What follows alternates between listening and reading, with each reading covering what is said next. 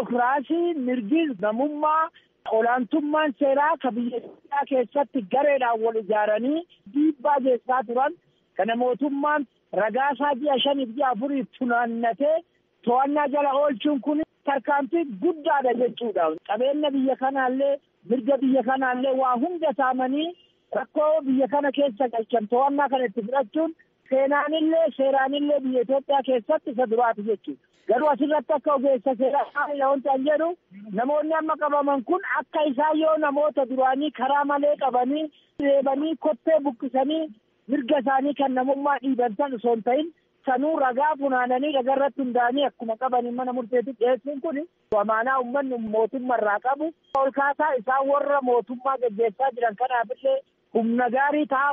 Asirratti obbo Wandimmu ijoolleen amma hidhaadhaa ba'an kun akkamitti maqaa tarreeffame kana keessa nama isaan darare baruu danda'u yoo carraa mana murtiitti dhiyaachuun argatin?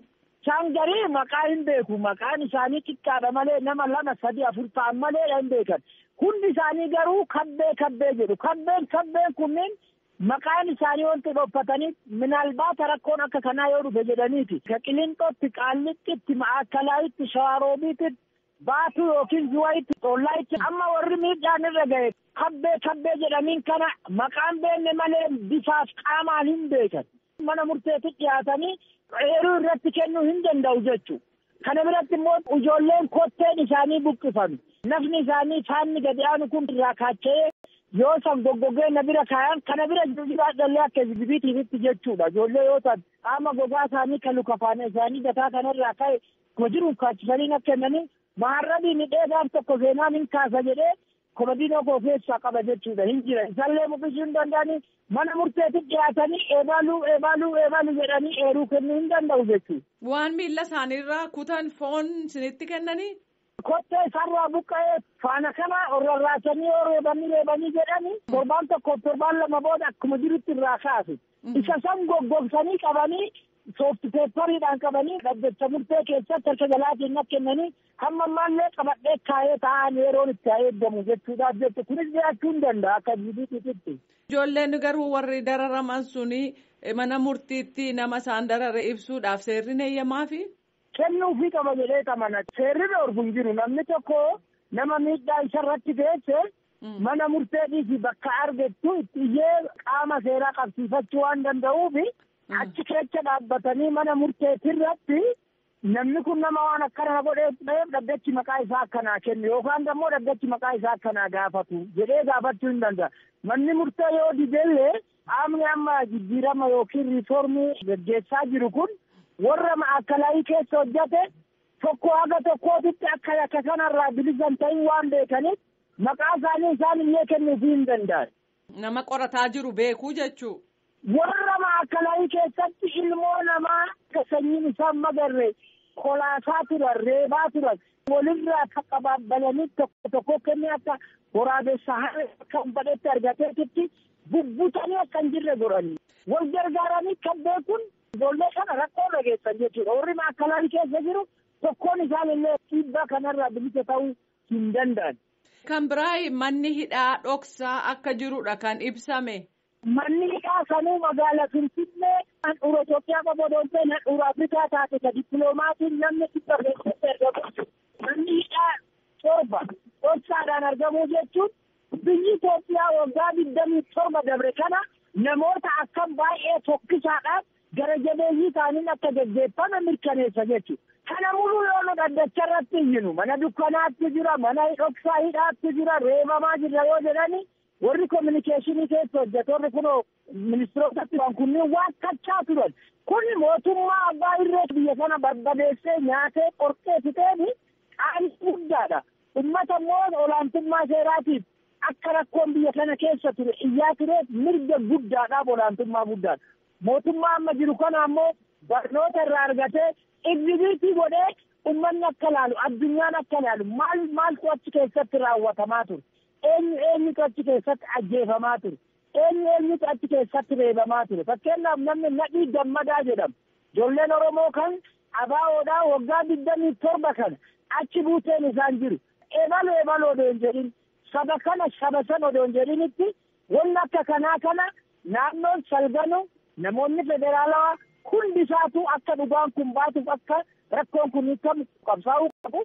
Gandarraa kaasee gooxiif qooxirraa kaasee aanaa deebisee zoonii deebisee mana hidhaa kana hin beekuufe itti nama jeeqaa turaniifi itti gargaaraa turanii. Sababa kanaan inni kun qaanii guddaadha jedhee amana. Fakkeenyaaf obbo Wandimmoo egaa kan mana hidhaa keessatti dararamanii qaami isaanii hir'atee jira. Dubartoonni miidhaan adda addaa kan irra ga'ee jira. Sana darbeeyyuu kan lubbuun eessa akka bu'ee dhabamee hin jira. Namoonni baay'een fira jalaa du'ee iyyafataa jiru. Deebiin kennamee hin jiru. Qorannaan kun namoota eessa akka bu'aan dhibamee fi deebii in arga jettanii yaaddu? Karaa saaqa. Amma laali manni dukkanaa ammaa kan beekametu torba kun magaalaa Finfinnee keessatti. Magaalaa Finfinneetiin alatti Maqaletti, Baahirdaaritti, Hawaasatti, Dirree Dhawaatti, Hararitti, Jimmatti, Naqamteetti, Walisotti, Ambootti manni akka kanaa baay'eetu jira. Fakkeenyaaf Amboo keessa mana maqaadhaan Hungaarii mootiin mana hoteela guddaa tokko keessatti warri aangoo qabu kun bakka hidhaa qaba jedhameetiin hamatama. Kanaafuu namoota hamma ammaa achi buuteen isaanii dhabaman kun lubbuun akka hin jirre shakkaman. Kanaaf kan qaamni isaanii irraa cirame kun eenyu ba'atu bulchaa ture. Isaanirraa kan dheeruu funaannatanii namni du'ellee akka du'etti eessatti akka du'etti yoom akka du'etti eenyu akka ajjeesellee namni immoo roffamee jirurraa akka eessa ta'e inni kun eeruu guddaa kenna. Balbala baay'ee saata. Gaariidha jedhee kan fudhata. Garuu itti fufuu qaba. Warri amma qabame jedhan kun daawwatii abbootiin hin qabamne kunniin illee ganaadha. Ila mirga biyya kanaa, qabeenya biyya kanaa, baankii biyya kanaa wanti hundi namoota 5-6 harka jirti. Namoonni 5-6 kun qoola saba tokkoo jalaa kamittuu galanii dhoksachuu qaban.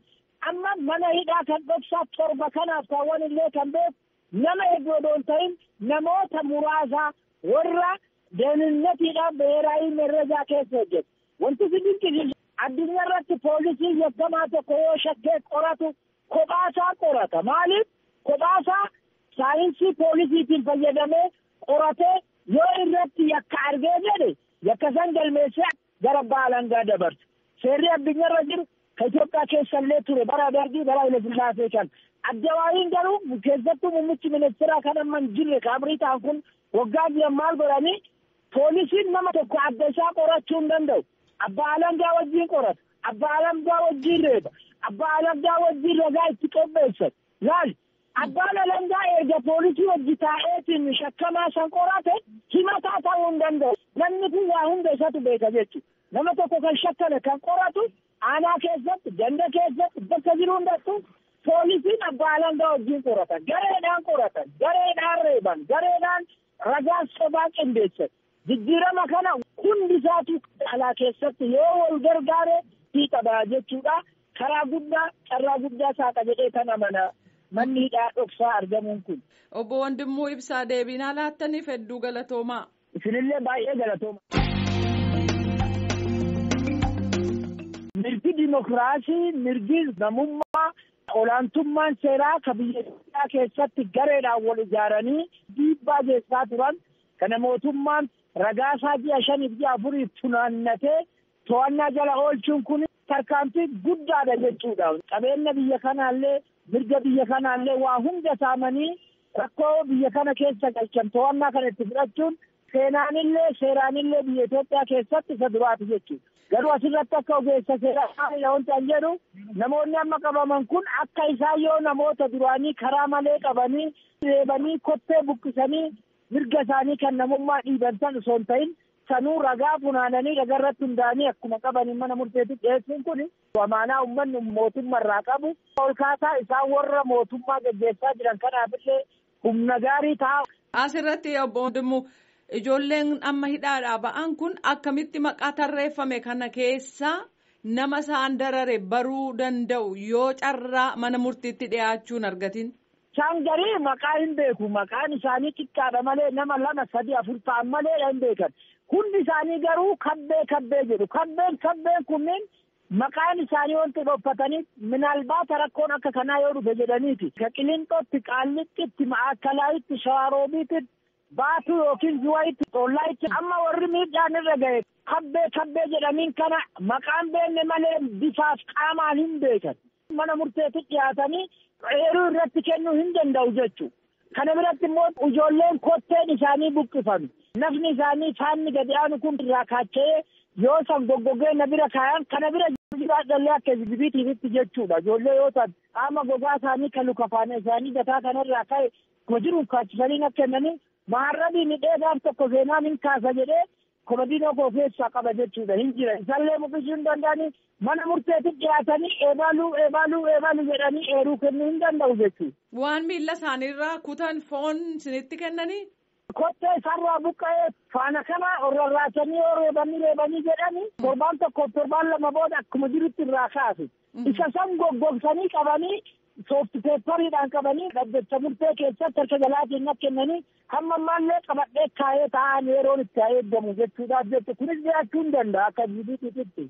Ijoolleen garuu warri dararaman suni mana murtiitti nama isaan darare ibsuudhaaf seerri eeyyamaafi? Kennuufi qaba jedhee qamana. Seerri dhoorgu hin jiru. Namni tokko nama miidhaa isarratti geesse mana murteetii bakka argettu itti iyyee qaama seeraa qabsiifachuu waan danda'uufi achi keessa dhaabbatanii mana murteetirratti namni kun nama waan akkana godhee ta'eef dhaddachi maqaa isaa akkanaa kennu yookaan immoo dhaddachi maqaa isaa akkanaa gaafatu jedhee gaafachuu hin danda'a. Manni murtee yoo didellee qaamni amma jijjiirama yookiin riiformii gaggeessaa jiru kun warra maakalaayii keessa hojjate tokko haga tokkootitti akka kanarraa bilisan ta'in waan beekaniif maqaa isaanii isaan illee kennuufii hin danda'an. Nama qorataa jiru beekuu jechuu. Warra maakalaayii keessatti ilmoo namaa akka sanyiin isaan magarre kolaasaa turan reebaa turan walirraa akka qabaabbalanii tokko kennee akka waraabessa harree akka badhetti argateetitti bubbutanii akka hin jirre godhanii wal gargaaranii kan beekuun ijoollee kana rakkoo dhageessan jechuudha. Warri maakalaayii keessa jiru tokkoon isaan illee dhiibbaa kanarraa bilisa ta'uu hin danda'an. Kan biraa manni hidhaa dhoksaa akka jirudha kan ibsame. Manni hidhaa sanuu magaalaa Finfinnee handhuura Itoophiyaa qaboodooteen handhuura Afrikaa taate ka dippiloomaatiin namni dhibba keessatti argamu. Manni hidhaa torba dhoksaadhaan argamuu jechuun biyyi Itoophiyaa waggaa 27 dabre kana namoota akkam baay'ee tokkisaadhaan gara jabeeyyii ta'aniin akka gaggeeffame mirkaneessa jechuudha. Kana muluu yoo dhaddacha irratti iyyinu mana dukkanaatti jira, mana dhoksaa hidhaatti jira, reebamaa jira yoo jedhani warri kominikeeshinii keessa hojjetoonni kunoo ministirootatti bu'an kunniin waan kachaa turan. Kun mootummaa abbaa irree biyya kana barbadeessee nyaatee qorqee fixeeni qaanii guddaadha. Uummata immoo olaantummaa seeraatiif akka rakkoon biyya kana keessa ture iyyaa tureef mirga guddaadhaaf olaantummaa guddaadha. Mootummaa amma jiru kana ammoo barnoota irraa argatee egzibiitii godhee uummanni akka laalu addunyaan akka laalu maaltu achi keessatti raawwatamaa ture. Eenyutu achi keessatti ajjeefamaa ture. Eenyutu achi keessatti reebamaa ture. Fakkeenyaaf namni Nadhii Gammadaa jedhamu. Ijoolleen Oromoo kan abaawoodhaa waggaa 27 kana achi buuteen isaan jiru. Eebaloo odoo hin jedhin saba san odoo hin jedhinitti wanni akka kanaa kana naannoon salganu namoonni federaalawaa hundi isaatu akka dhugaan kun baatuuf akka rakkoon kun hiikamu qabsaa'uu qabu. Gandarraa kaasee gooxirraa kaasee aanaa deebisee zoonii deebisee mana hidhaa kana hin beekuufe itti nama jeeqaa turaniif itti gargaaraa turani. Sababa kanaaf inni kun qaanii guddaadha jedhee amana.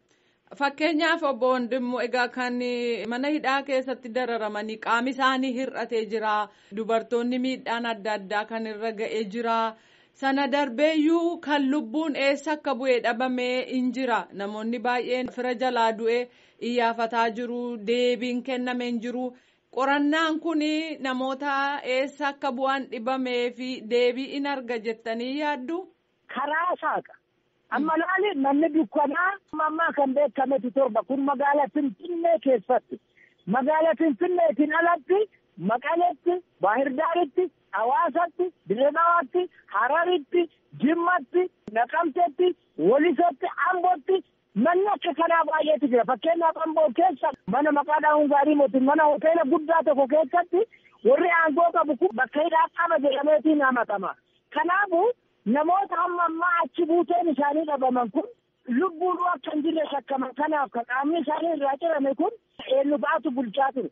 isaanirraa kan eeruu funaannatanii namni du'ellee akka du'etti eessatti akka du'etti yoom akka du'etti eenyu akka ajjeesellee namni immoo roffamee jirurraa akka eessa ta'e inni kun eeruu guddaa kenna balbala baay'ee saata gaariidha jedhee kan fudhata garuu itti fufuu qaba warri amma qabame jedhan kun haawwatii abbootiin hin qabamne kunniin illee ganaadha ila mirga biyya kanaa qabeenya biyya kanaa baankii biyya kanaa wanti hundi namoota 5-6 harka jirti namoonni 5-6 kun qoola saba tokkoo jalaa kamitti galanii dhoksachuu qaban amma mana hidhaa kan dhoksaa 7 kanaaf kaawwan illee kan beeku nama hedduu odoon ta'in namoota muraasaa warra deeninatiidhaan beeraayii merrejaa keessa hojjetu wanti si dinqisiisu addunyaa irratti poolisii yakkamaa tokko yoo shakkee qoratu kophaasaa qorata maaliif kophaasaa saayinsii poolisiitiin fayyadamee qoratee yoo irratti yakka argee jedhe yakka san galmeessee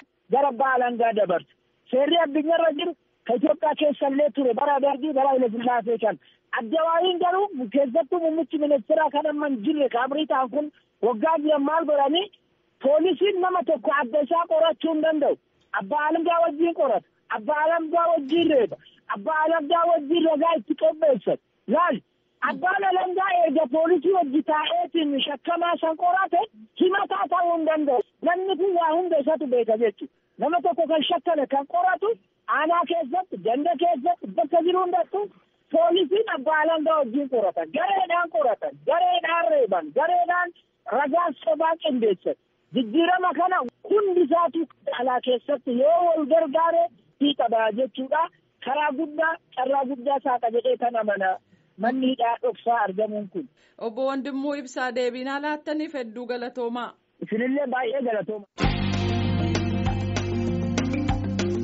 Mirgi dimokiraasii, mirgi namummaa, olaantummaan seeraa ka biyya keessatti gareedhaan wal ijaaranii dhiibbaa geessaa turan kana mootummaan ragaasaa ji'a 5-4 funaannatee to'annaa jala oolchuun kun tarkaanfii guddaadha jechuudha. Qabeenya biyya kanaallee mirga biyya kanaallee waa hunda saamanii rakkoo biyya kana keessa galchan to'annaa kana itti fudhachuun seenaanillee seeraanillee biyya Itoophiyaa keessatti isa duraati jechuudha. Garuu asirratti akka ogeessa seeraa wanti an jedhu namoonni amma qabaman kun akka isaan yoo namoota duraanii karaa malee qabanii reebanii kottee buqqisanii mirga isaanii kan namummaa dhiiban san osoo hin ta'in sanuu ragaa funaananii ragaa irratti hundaa'anii akkuma qabanii mana murteetti dhiyeessuun kun amaanaa uummanni mootummaa irraa qabu ol kaasaa isaan warra mootummaa gaggeessaa jiran kanaafillee humna gaarii ta'a.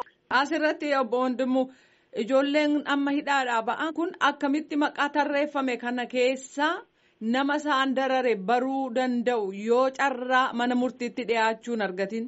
Isaan garii maqaa hin beeku maqaan isaanii xiqqaadha malee nama 2-3-4 ta'an malee hin beekan hundi isaanii garuu kabbee jedhu kabbeen kunniin maqaan isaanii wanti dhophataniif minaalbaata rakkoon akka kanaa yoo dhufe jedhaniiti ka Qilinxootti Qaallixitti Ma'aakkalaayitti Shawaroobiitti Baatuu yookiin Zuwaayitti Xollaayitti amma warri miidhaan irra ga'e kabbee jedhaniin kana maqaan beenne malee bifaaf qaamaan hin beekan mana murteetti dhiyaatanii eeruu irratti kennuu hin danda'u jechuudha.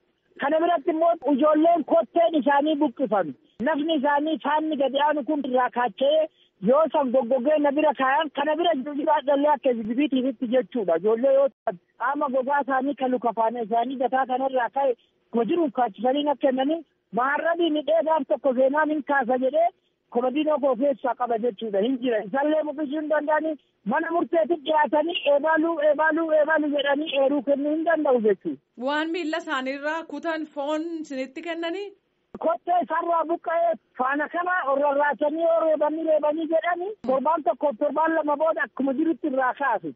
Isa san goggogsanii qabanii soofti peepariidhaan qabanii dhaddacha murtee keessatti harka jalaatiin kennanii hamma ammaallee qabadhee kaayee taa'an yeroon itti eeggamu jechuudhaaf jechuudha. Kunis jiraachuu hin danda'a akka jibiitiitti.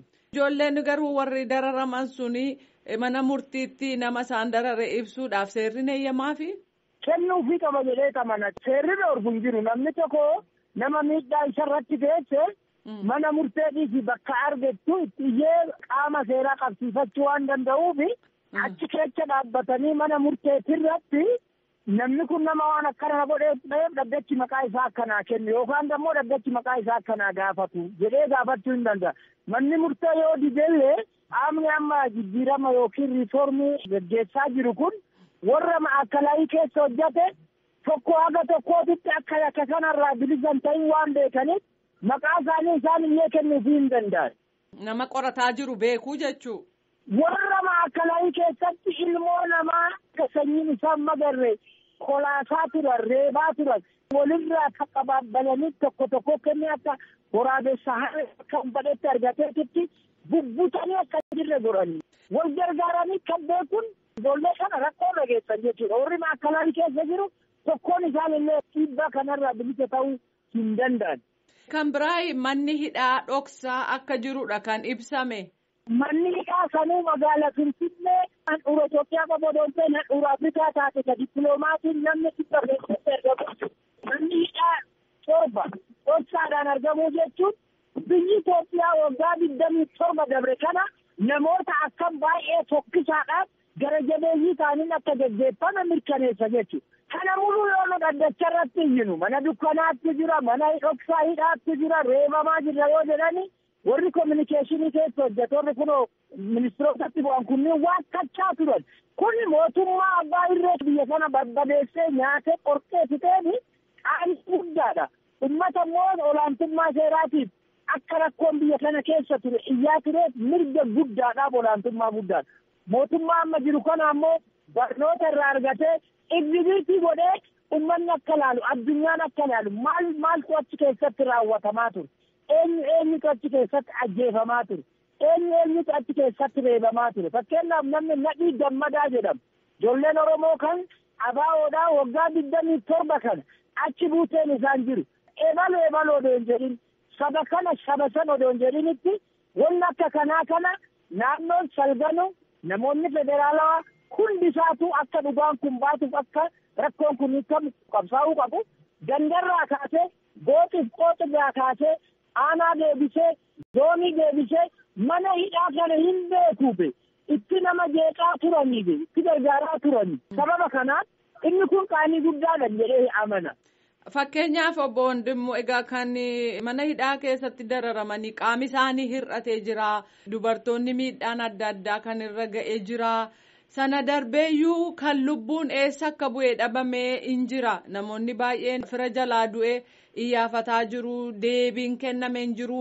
Qorannaan kun namoota eessa akka bu'aan dhibamee fi deebii in arga jettanii yaaddu? Karaa saaqa. Amma laali manni dukkanaa ammaa kan beekametu torba kun magaalaa Finfinnee keessatti. Magaalaa Finfinneetiin alatti Maqaleetti, Baahirdaaritti, Hawaasatti, Dirreedawaatti, Hararitti, Jimmatti, Naqamteetti, Walisotti, Ambootti manni akka kanaa baay'eetu jira. Fakkeenyaaf Amboo keessa mana maqaadhaan Hungaarii mootiin mana hoteela guddaa tokko keessatti warri aangoo qabu kun bakka hidhaa qaba jedhameetiin hamatama. Kanaafuu namoota hamma ammaa achi buuteen isaanii dhabaman kun lubbuun akka hin jirre shakkaman kanaaf kan qaamni isaanii irraa cirame kun eenyu ba'atu bulchaa ture. Isaanirraa kan dheeruu funaannatanii namni du'ellee akka du'etti eessatti akka du'etti yoom akka du'etti eenyu akka ajjeesellee namni immoo roffamee jirurraa akka eessa ta'e inni kun eeruu guddaa kenna balbala baay'ee isaata gaariidha jedhee kan fudhata garuu itti fufuu qaba warri amma qabame jedhan kun daawwatii abbootiin hin qabamne kunniin illee ganaadha. Ila mirga biyya kanaa qabeenya biyya kanaa baankii biyya kanaa wanti hundi namoota 5-6 harka jiru. Namoonni 5-6 kun qoola saba tokkoo jalaa kamitti galanii dhoksachuu qaban. Amma mana hidhaa kan dhoksaa torba kanaaf kaawwan illee kan beeku nama hedduu odoo hin ta'in namoota muraasa warra deeninatiidhaan beeraayii merrejaa keessa hojjetu. Wanti si dinqisiisu addunyaa irratti poolisii yakkamaa tokko yoo shakkee qoratu kophaasaa qorata. Maaliif? Kophaasaa saayinsii poolisiitiin fayyadamee qoratee yoo irratti yakka argee jedhe yakka san galmeessee gara baalangaa dabarsa. Seerri addunyaa irra jiru kan Itoophiyaa keessa illee ture bara Dargii bara Hayilasillaasee kan Addawaayiin garuu keessattuu muummichi ministeeraa kan amma hin jirre kaabrii ta'an kun waggaa jiran maal godhanii poolisiin nama tokko adda isaa qorachuu hin danda'u. Abbaa alangaa wajjin qorata. Abbaa alangaa wajjin reeba. Abbaa alangaa wajjin ragaa itti qopheessan. Laal Abbaan alangaa erga poolisii hojii taa'eetiin shakkamaa san qorate himataa ta'uu hin danda'u. Namni kun waa hunda isatu beeka jechuudha. Nama tokko kan shakkame kan qoratu aanaa keessatti, ganda keessatti, bakka jiru hundattuu poolisiin abbaa alangaa wajjin qoratan. Gareedhaan qoratan, gareedhaan reeban, gareedhaan ragaa sobaa qindeessan. Jijjiirama kana hundi isaatu alaa keessatti yoo wal gargaare fiixaa jechuudha. Karaa guddaa, carraa guddaa saaqa jedhee kan amana. Manni hidhaa dhoksaa argamuun kun. Obbo Wandimmoo Ibsaa deebii laattaniif hedduu galatoomaa. Isinillee baay'ee galatooma. Mirgi dimokiraasii, mirgi namummaa, olaantummaan seeraa kan biyya Itoophiyaa keessatti gareedhaan wal ijaaranii dhiibbaa geessaa turan kana mootummaan ragaasaa ji'a 5 ji'a 4 funaannatee to'annaa jala oolchuun kun tarkaanfii guddaadha jechuudha. Qabeenya biyya kanaallee mirga biyya kanaallee waa hunda saamanii rakkoo biyya kana keessa galchan to'annaa kana itti fudhachuun seeraanillee biyya Itoophiyaa keessatti isa duraati jechuudha. Garuu asirratti akka ogeessa seeraa wanti an jedhu namoonni amma qabaman kun akka isaan yoo namoota duraanii karaa malee qabanii reebanii kottee buqqisanii mirga isaanii kan namummaa dhiiban san osoo hin ta'in sanuu ragaa funaananii ragarratti hundaanii akkuma qabanii mana murteetti dhiyeessuun kun amaanaa uummanni mootummaa irraa qabu ol kaasaa isaan warra mootummaa gaggeessaa jiran kanaafillee humna gaarii ta'a. Asirratti obbo Wandimmoo ijoolleen amma hidhaadhaa ba'an kun akkamitti maqaa tarreeffame kana keessa nama isaan darare baruu danda'u yoo carraa mana murtiitti dhiyaachuun argatin. Isaan garii maqaa hin beeku. Maqaan isaanii xiqqaadha malee nama 2, 3, 4 ta'an malee hin beekan. Hundi isaanii garuu kabbee jedhu. Kabbeen kunneen maqaan isaanii wanti dhophataniif minaalbaata rakkoon akka kanaa yoo dhufe jedhaniiti. Ka Qilinxootti, Qaallixitti, Ma'aakalaayitti, Shawaroobiitti, Baatuu yookiin Zuwayitti, Xollaayitti amma warri miidhaan irra ga'e kabbee jedhaniin kana maqaan beenne malee bifaaf qaamaan hin beekan. Mana murteetti dhiyaatanii eeruu irratti kennuu hin danda'u jechuudha. Kana biratti immoo ijoolleen kotteen isaanii buqqifame.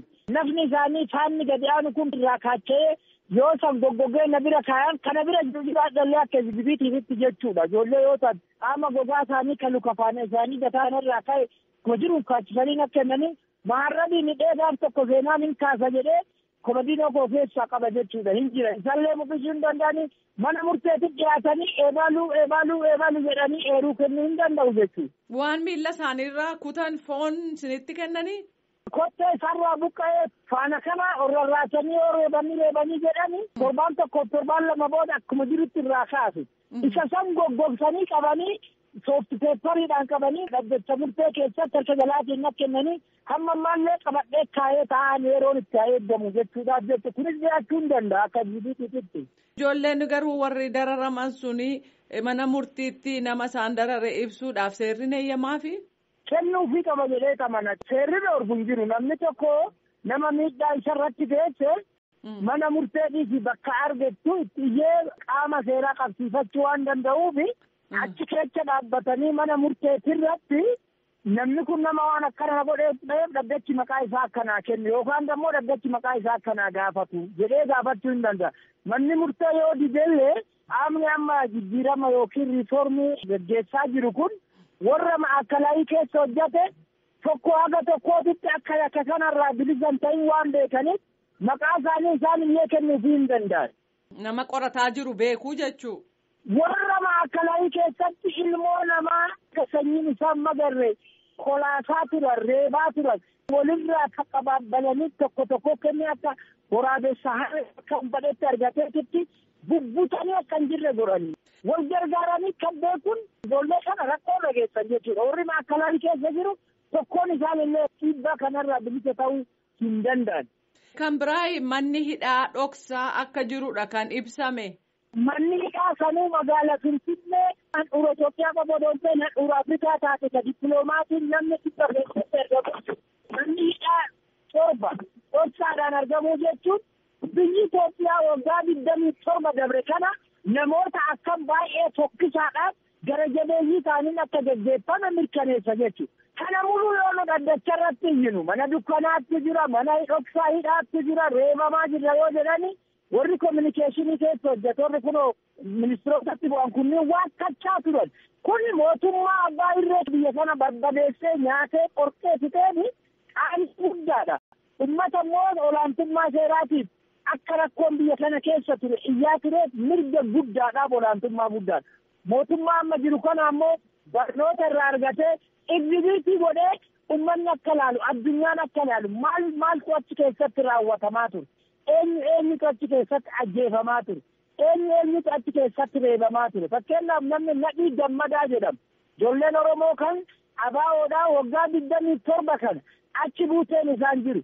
Ebaloo odoo hin jedhin saba kana saba san odoo hin jedhinitti wanni akka kanaa kana naannoon salganu namoonni federaalawaa hundisaatu akka dhugaan kun baatuuf akka rakkoon kun hiikamu qabsaa'uu qabu.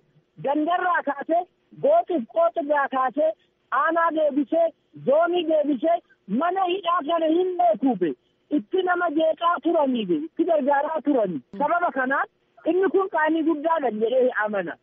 Fakkeenyaaf obbo Wandimmoo egaa kan mana hidhaa keessatti dararamanii qaami isaanii hir'atee jira. Dubartoonni miidhaan adda addaa kan irra ga'ee jira. Sana darbeeyyuu kan lubbuun eessa akka bu'ee dhabamee hin jira. Namoonni baay'een fira jalaa du'ee iyyafataa jiru. Deebiin kennamee hin jiru. Qorannaan kun namoota eessa akka bu'aan dhibamee fi deebii in arga jettanii yaaddu? Karaa saaqa. Amma laali manni dukkanaa ammaa kan beekametu torba kun magaalaa Finfinnee keessatti. Magaalaa Finfinneetiin alatti Maqaleetti, Baahirdaaritti, Hawaasatti, Dirreedawaatti, Hararitti, Jimmatti, Naqamteetti, Walisotti, Ambootti manni akka kanaa baay'eetu jira. Fakkeenyaaf Amboo keessa mana maqaadhaan Hungaarii mootiin mana hoteela guddaa tokko keessatti warri aangoo qabu kun bakka hidhaa qaba jedhameetiin hamatama. Kanaafuu namoota hamma ammaa achi buuteen isaanii dhabaman kun lubbuun akka hin jirre shakkaman kanaaf kan qaamni isaanii irraa cirame kun eenyu fa'aatu bulchaa ture. Isaanirraa kan dheeruu funaannatanii namni du'ellee akka du'etti eessatti akka du'etti yoom akka du'etti eenyu akka ajjeesellee namni immoo roffamee jirurraa akka eessa ta'e inni kun eeruu guddaa kenna. Balbala baay'ee isaata. Gaariidha jedhee kan fudhata. Garuu itti fufuu qaba. Warri amma qabame jedhan kun daawwatii abbootiin hin qabamne kunniin illee ganaadha. Ila mirga biyya kanaa, qabeenya biyya kanaa, baankii biyya kanaa wanti hundi namoota 5-6 harka jirti. Namoonni 5 kun qoola saba tokkoo jalaa kamittuu galanii dhoksachuu qaban. Amma mana hidhaa kan dhoksaa 7 kanaaf kaawwan illee kan beeku nama hedduu odoo hin ta'in namoota muraasaa warra deeninatiidhaan beeraayii merrejaa keessa hojjetu. Wanti si dinqisiisu addunyaa irratti poolisii yakkamaa tokko yoo shakkee qoratu kophaasaa qorata. Maaliif? Kophaasaa saayinsii poolisiitiin fayyadamee qoratee yoo irratti yakka argee jedhe yakka san galmeessee gara baalangaa dabarsa. Seerri addunyaa irra jiru kan Itoophiyaa keessa illee ture bara Dargii bara Hayilasillaasee kan. Addawaayiin garuu keessattuu muummichi ministeeraa kan amma hin jirre kaabrii ta'an kun waggaa jiran maal godhanii poolisiin nama tokko adda isaa qorachuu hin danda'u. Abbaa alangaa wajjin qorata. Abbaa alangaa wajjin reeba. Abbaa alangaa wajjin ragaa itti qopheessan.